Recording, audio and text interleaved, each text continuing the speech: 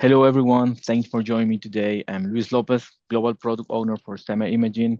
And today I want to talk about a different way to do embedded vision. So let's take a look on the agenda. First of all, I will make some short introduction about the company. Then we will talk about the problem of shipping real embedded vision apps.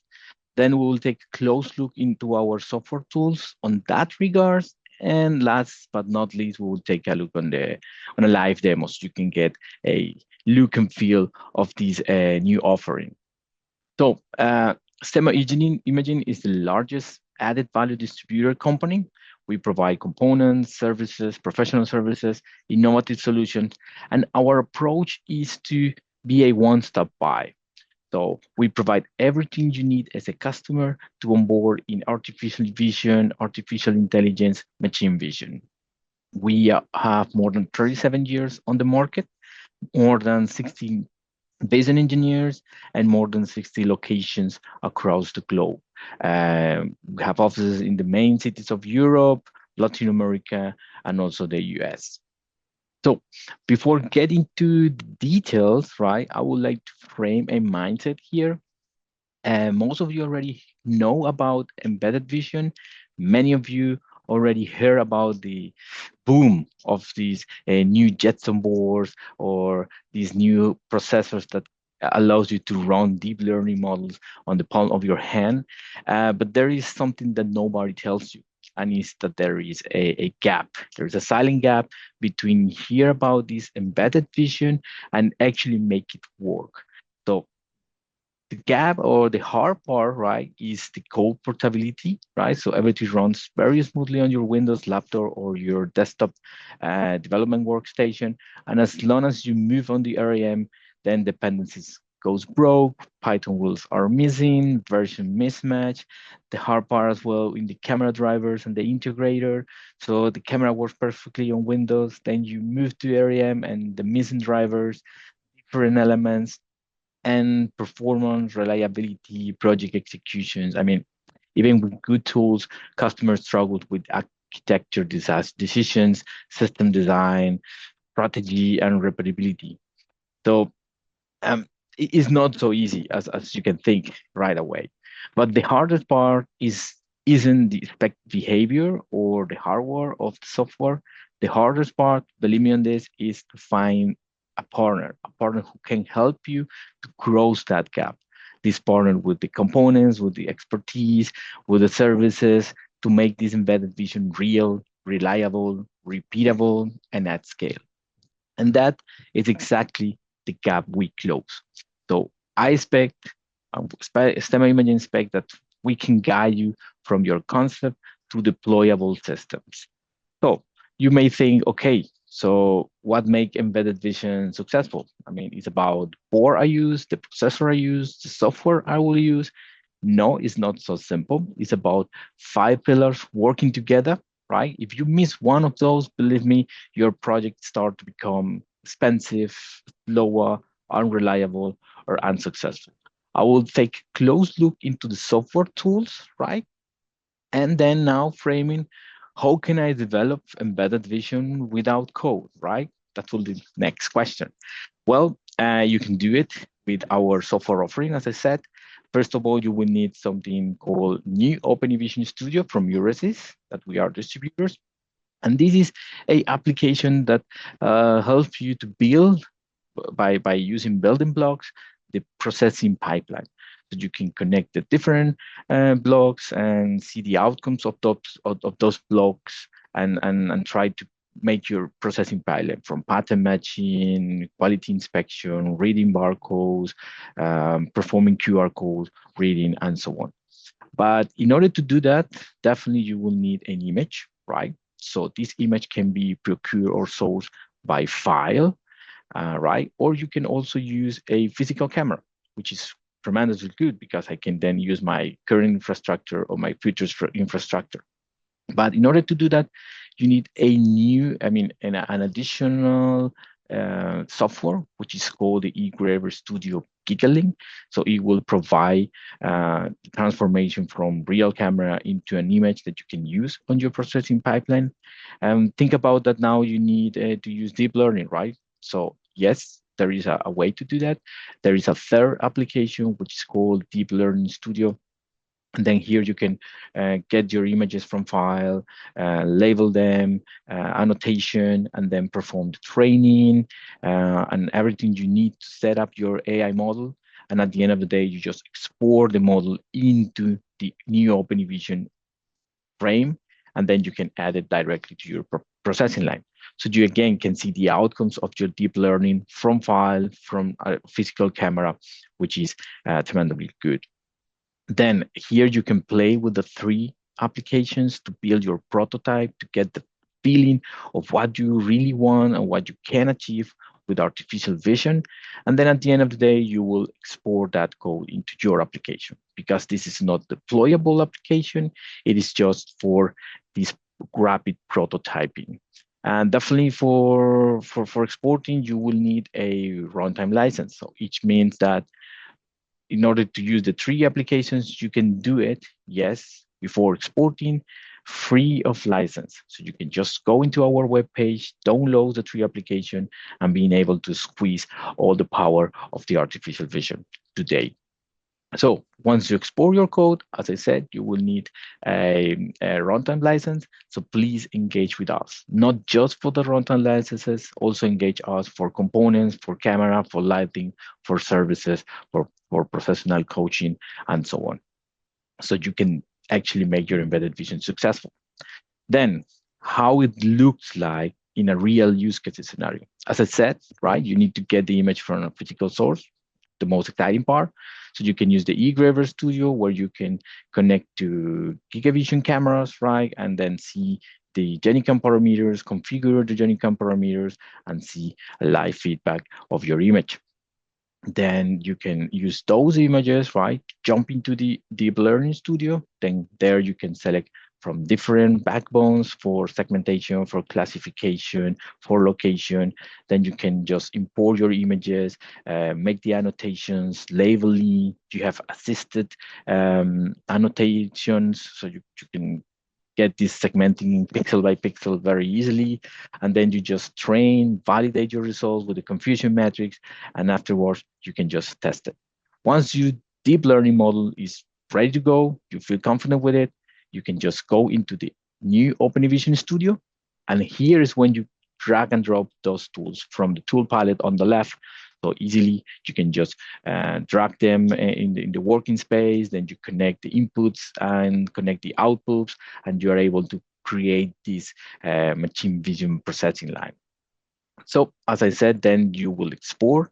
How do you export it is very smoothly as well. You have a button on the top, which is exporting. You can export in 3 different languages. You can export it in C++, C#, Python.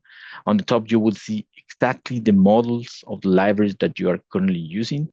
So afterwards, when you need to procure your runtime license, you already know what you need, and you just can copy and paste the code into your existing application to make the deployment.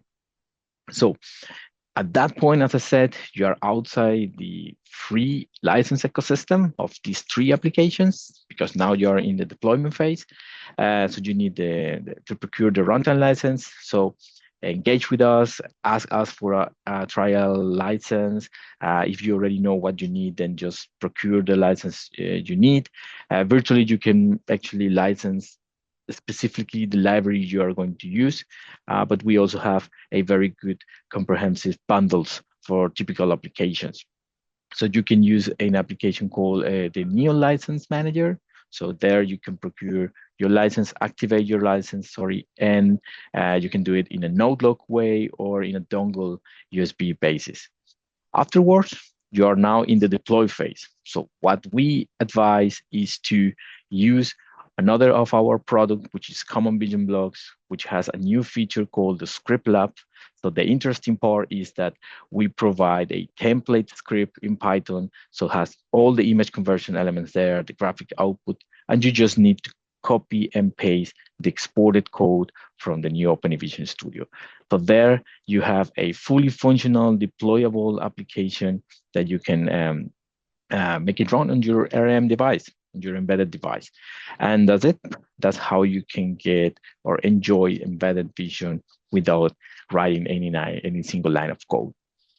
So I will just switch my presentation mode to be able to show you a, let's say, real use case scenario. So I have here my system. Let me take a look at that. I have here. So I will show you directly my screen one.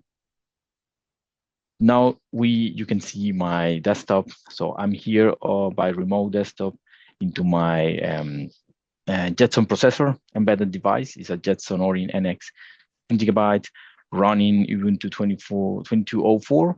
So I'm here. I already opened the new eVision Studio. So as I showed, you just go into the tool catalog and you can go and double click on the eGrabber Studio.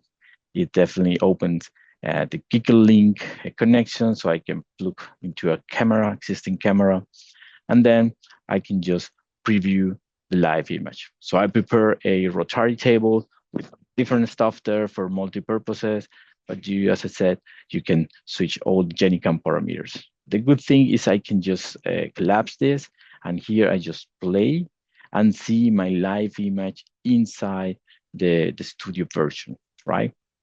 So here, what I can do is to just collapse this. First thing I would like to do is to correct the distortion. So easily as that, I can just open a new image file. I already save a calibration pattern image with a dot grid calibration. So what I need to do is just to go into the dot grid calibration. As I said, connect just one block to the other block, and the system is computing the distortion parameters of my optics. Then I can just go into the EasyPar, go into the unwrapping function, provide the calibration as an input, and feed in the image as an input. So here I can just select the proper format, and here we can see that is the undistorted image. This is distorted. This is undistorted image. Okay, so now I want to extend. So let's go a little bit into more details. I would like to get a pattern matching to create a dynamic locator for my tools. So again, I can import my reference image. I already took an image for the pattern, which is already undistorted. So what I do is just to connect this image into the learning image, right? You can see that it automatically switched to one channel because I just need one channel to perform the pattern matching. Here I can also define a region of interest where I really want to focus on training my model. So I can just select some primitives and make some kind of a bounding box around the STEMMA imaging logo. You can use different controls to do that, but basically what I want to do is just to quickly define that. So I can use that region to put it into the learning region. And now the model has been learned. And then I would like to feed with the live image stream. So I will just stop a little bit here, the live image feedback. And what I want to do is just to convert my image because I have a 3 channels image here, and I just want to use one channel to perform the pattern matching.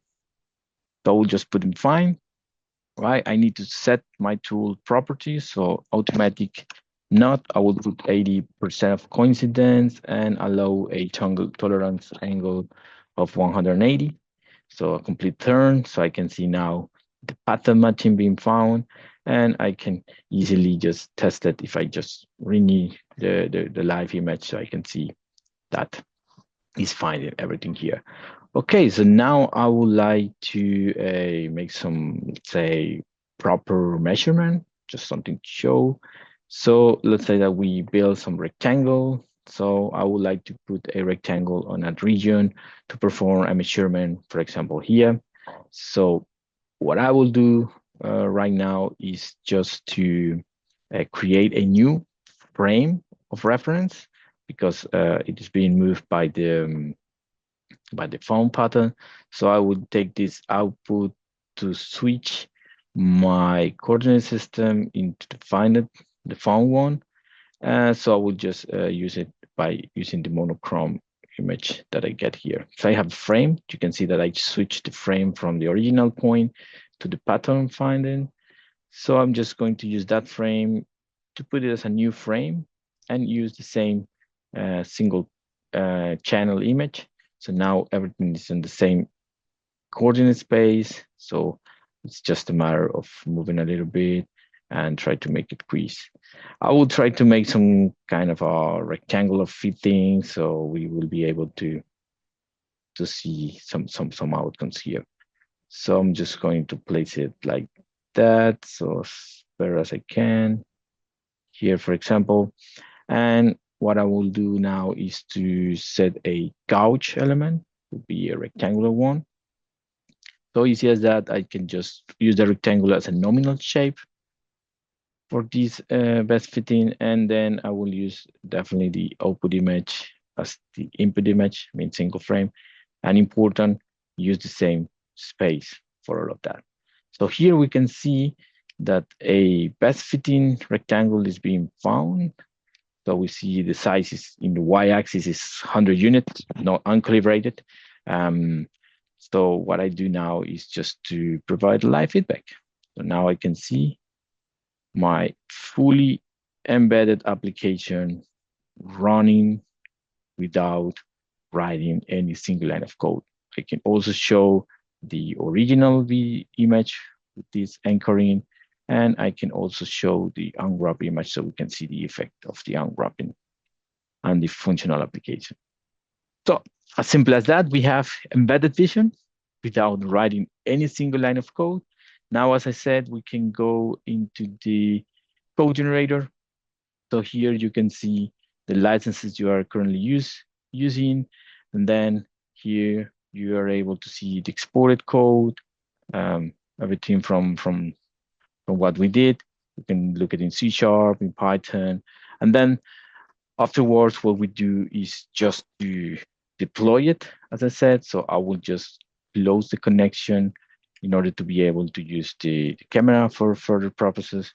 So now you see that the link is broke, which is good because now I can just open a terminal and run the script lab from CVB, right? So as I said, I just open the script I want to run, will be located here. So I just run that one. I already previewed that one here. So you will see is exactly the code for conversion.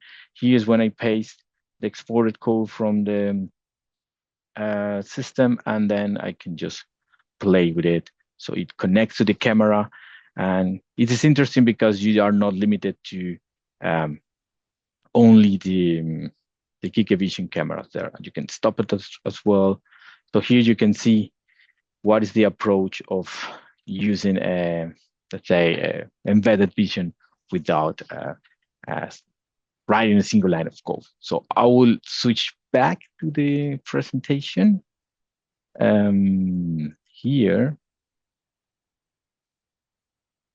So we can keep going, share. Okay, here. There. So that was the live demo. What I expect from all of you after this session is, first of all, visit our landing page, download this free of license ecosystem I just review. Also download CVB and quick start templates. Afterwards, build your own visual pipelines, your own processing pipelines with this tool. Then you will be ready for the exporting of the code. Definitely engage with us for the deployment. So we are more than happy to help you to achieve your scope of the components, your network, your packaging, your optimization. And then when you want to deploy, be sure that you are in a good position to ask for modular runtimes and pay only for the libraries you need. And as I said, this thing, these three elements, this stage, you can do it in your own rhythm, just download, use it, fall in love with that. The landing page is there. So let's squeeze and try to perform this new way to do embedded vision. And that's everything from my side. So I think it's time for questions. And of course, how does licensing work? Well, as I said, you can use all of this on a prototype basis, free of license. So you just download and use it.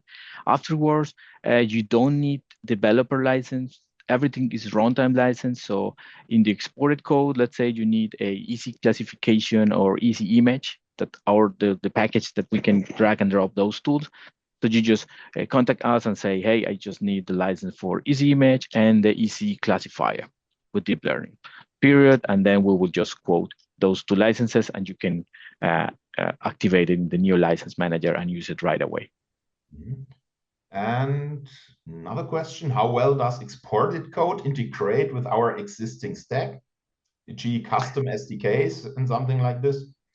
It's pretty fair. I mean, when you export it in, depending of your language, programming language, you will see that it's pretty much to create a model. If you are in C#, you can create your model and paste and that exported code. In Python is even easier. You just take it and paste it, so everything is defined there. So no brainer.